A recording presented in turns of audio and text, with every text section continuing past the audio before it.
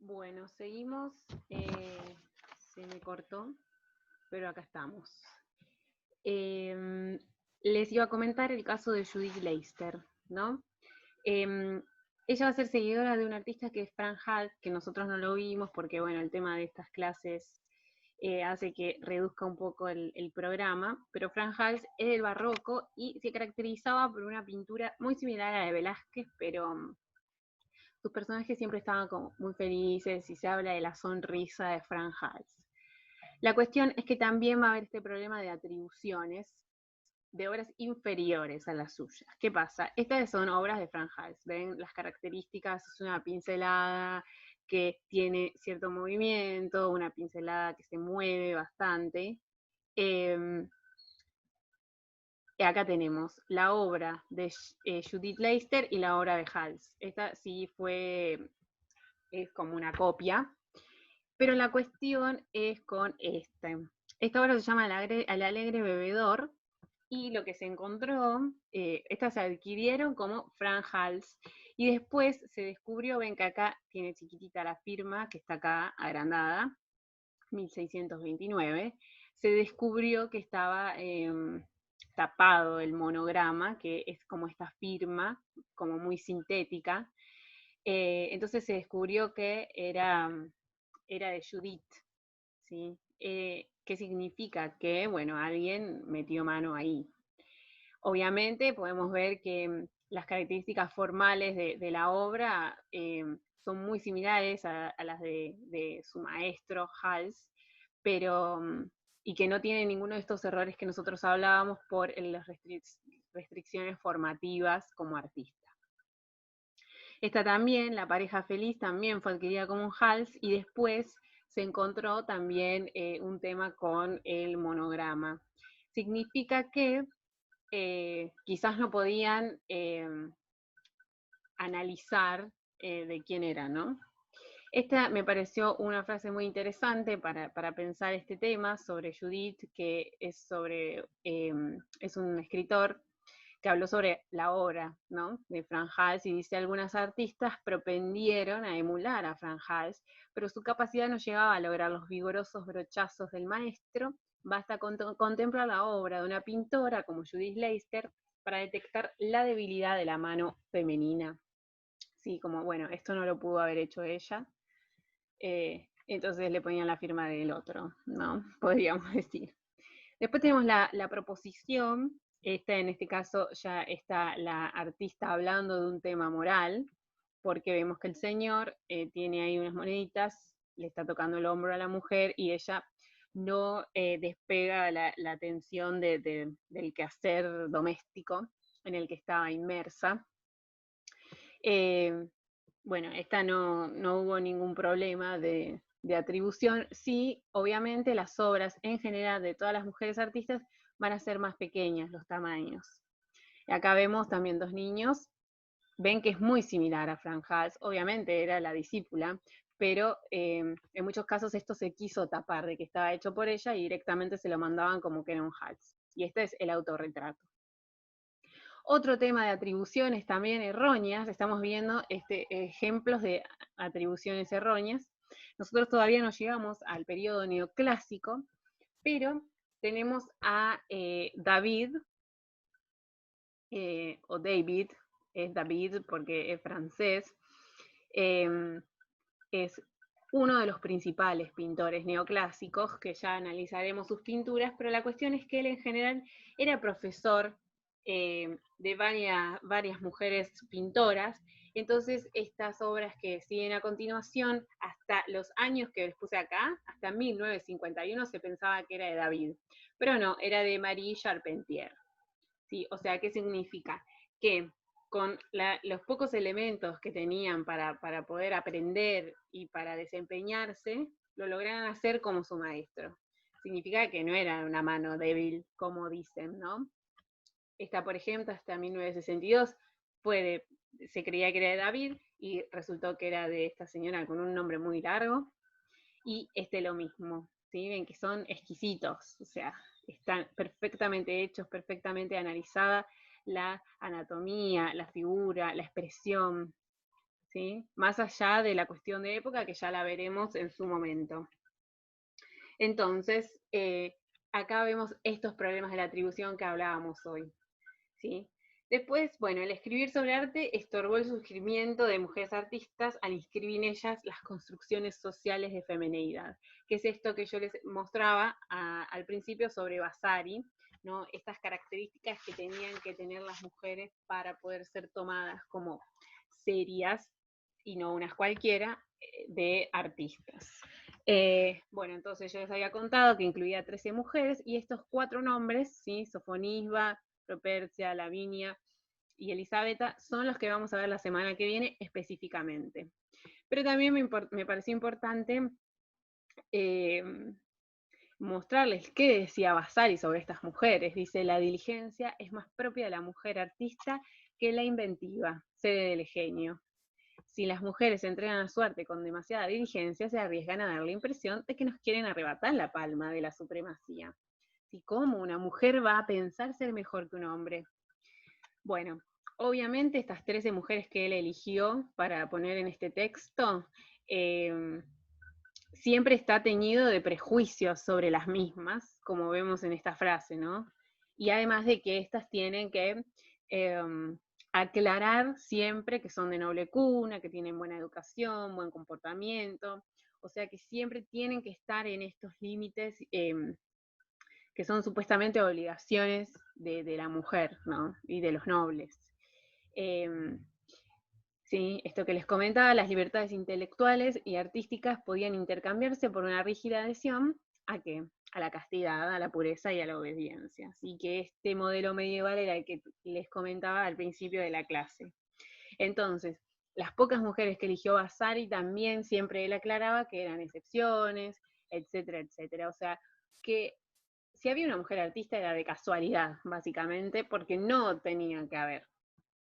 Esta otra frase de Boccaccio, que también yo les traje frases para contextualizar qué se pensaba sobre la mujer en el momento, ¿no?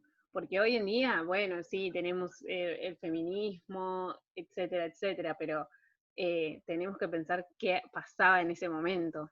Nosotros vamos a opinar, pero ¿qué opinaban ellos? Boccaccio dice: opino que sus proezas eran dignas de alabanza porque el arte es ajeno a la mente de la mujer, y tales logros no pueden llevarse a cabo sin una gran dosis de talento que las mujeres suele ser más bien escaso. O sea, fíjense que a este Boccaccio hay que, hay que hacerle un escracho. Bueno, esto no. Y después también les quería mostrar un poquito lo que pasaba en el Renacimiento. Así como yo les decía, bueno, la mujer tiene que elegir entre el matrimonio o la iglesia. Aquellas que eligieron la iglesia también podían de alguna forma expresarse ideológicamente a través de las labores de bordado. Sí, estas son las dos artistas que María Ormani y esta Uccello, ¿se acuerdan? Este artista era del 480, bueno, su hija también se dedicaba a esto. ¿Sí? En ese momento, en las órdenes religiosas, las monjas se ocupaban de hacer encajes, incluso había un gremio de pañeros que era muy importante, y obviamente esto se lo daban a los nobles, a las damas, estos resultados, ¿no? Estos productos. Entonces, bueno, estas mujeres decidieron expresarse por medio de esto que era lo que tenían a la mano para expresarse, pero fíjense que no cualquiera puede hacer un caballo de esta forma, o sea, que teniendo poca educación visual, pocos conocimientos según los hombres, pudieron lograr tener un concepto estético muy interesante, ¿no? A su vez también les quería hablar del Tratado de Alberti, que escribe en 1435 sobre la familia, que dice que la mujer tenía o el matrimonio o el convento. ¿Sí? También Alberti va a hacer otro tratado, que es el tratado de pintura, ese mismo Alberti. Y acá también vemos qué lugar tenía la mujer. En la pintura, ninguno. ¿Sí? Lo que Alberti dice en este tratado es que, bueno, el sistema de representación tiene que ver con las proporciones del cuerpo masculino. En ese momento se medía con el braccio, que ahí tienen la medida, 83,8, que era el brazo del hombre. ¿Sí? Entonces esto mide tantos brachios. ¿Y por qué les puse ahí la obra de Masaccio, de la Trinidad? ¿Se acuerdan que yo les decía, bueno, ustedes para observar este gran trampaojo, tenían que pararse en un, o sea, el efecto se ve perfectamente si están en un punto determinado. Obviamente, si lo miras sentado desde el piso, va a ser diferente al punto de la visual, de la vista. Este punto de la vista está a 1,75, que era la altura ideal del espectador florentino de ese momento, que resultaba ser varón. ¿Sí?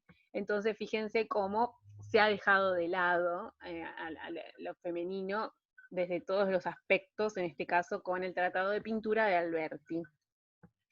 ¿Sí? También, bueno, pensemos que las mujeres en estas órdenes tenían básicamente todos sus conocimientos eran intuitivos y no eran aprendidos. El bordado, como el anterior que veíamos los encajes, era una actividad femenina por ser pequeño, transportable y usarse pocas herramientas. Y entre ellas esta técnica que se llama el ornue, que ven acá, es el bordado con hilos de oro. ¿Ven? Ahí. Y acá también, que ven que está como bordado como si fueran como tiritas, se ven como líneas, y eso generaba como una idea de perspectiva, una idea de profundidad, más que nada. Entonces, bueno, las monjas también van a usar esta técnica, y bueno, no era tan mal visto porque eran monjas, mujeres, y bordaban, ¿sí? Pero fíjense esta figura humana, ¿sí? Acá hay una idea de profundidad, hay un punto de fuga, o sea que los conceptos que se estaban viendo en los pintores de ese momento, también ellos dijeron, bueno, no me dejas pintar, mira lo que te hago en el bordado. ¿Sí? Entonces vemos esas transgresiones y desde cualquier lugar florece esta necesidad de expresión. Y bueno, hasta ahí tenemos este tema de las atribuciones y de los contextos, y además les quería agregar este tema para que vean también otro tipo de ideas sobre también este contexto de la mujer, que son los retratos de Piero de la Francesca. Piero de la Francesca es del Renacimiento, del 480, y en este caso ven que este retrato es muy conocido, está él y está su mujer, ambos con la mirada perdida, pero él está mostrando, miren, yo estoy casada con esta mujer, le puedo comprar estas joyas y soy dueño de todas estas tierras. ¿Sí? Entonces volvemos a ese concepto de la mujer como una joya que es para mostrarse, ¿sí? Como un bien que muestro, ¿no? Como una persona que piensa, respira y demás. Entonces los retratos sobre mujeres de Piero y la Francesca en general van a ser todas estas características, ¿no?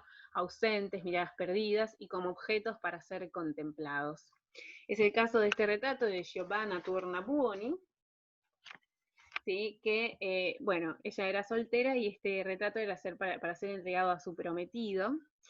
¿Y por qué? ¿Cómo sabemos eso? Bueno, porque en su hombro, ven acá, tiene bordado una L, que era la inicial de su prometido.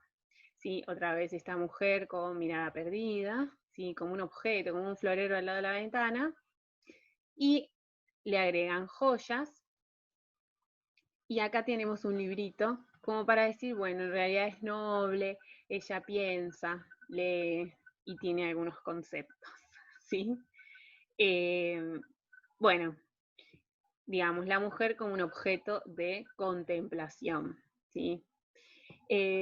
Bueno, hasta ahí llegamos hoy. Espero que se entienda, cualquier cosa me preguntan, y la idea es que esto es un pantallazo sobre el contexto en el que vamos a pensar las obras de las mujeres que vamos a ver la semana que viene, ¿sí? Es muy importante entender esto, que las mujeres tenían que ser nobles, etcétera, etcétera, porque es como, con qué mirada vamos a depositar, qué mirada vamos a depositar en estas pinturas, de las de Sofonisba, las de Artemisia, etcétera. No es lo mismo que mirar obras de hombres, porque tenemos que tener en cuenta otros aspectos, ¿sí? Obviamente es una mirada acotada, hay muchas más mujeres artistas, pero bueno, nosotros vemos algunas. Eh, Así que bueno, espero que se entienda, que no se hayan aburrido mucho, porque era más teórica esta clase. Y bueno, nos vemos la próxima y ya vamos a analizar la obra, ¿sí? De los artistas. Les mando un beso, cuídense y bueno, les agradezco siempre por estar ahí con buena onda. Un saludo.